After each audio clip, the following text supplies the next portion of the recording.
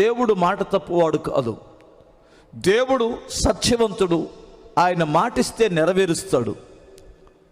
ఇక్కడ మనం గమనించవలసినటువంటిది ఏమిటంటే, మేలు చేస్తానని దేవుడు మాటిచ్చాడు. ఆయన నమ్మదగినటువంటి వాడు.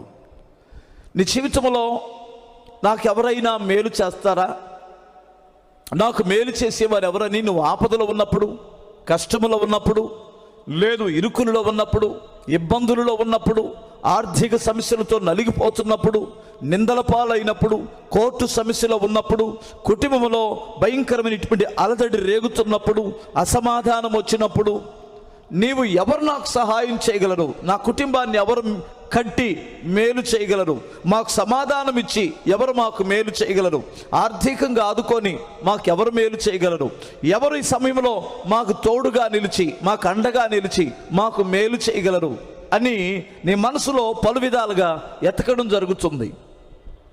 కొన్నిసార్లు కొంతమంది దగ్గరికి వచ్చిన తర్వాత మన మనసు ఆగిపోయింది. ఓహో, మా బాబాయ్ నాకు సహాయం చేస్తాడు, ఓకే, మా నాన్న సహాయం చేస్తాడు, మా అన్న సహాయం చేస్తాడు, మా తమ్ముడు సహాయం చేస్తాడు, మా అక్క సహాయం చేసింది, మా బావగారు సహాయం ఇట్లా ఎక్కడో ఒక దగ్గరికి వచ్చి మన మైండ్ వాళ్ళ మీదకి వెళ్ళిపోయింది.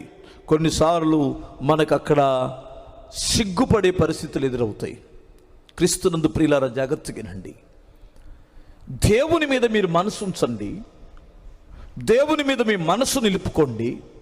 అప్పుడు ఖచ్చితంగా దేవుడిచ్చిన మాటను నెరవేర్చగలడు. నీ జీవితంలో ఏ మేలైనా చేయగలడు.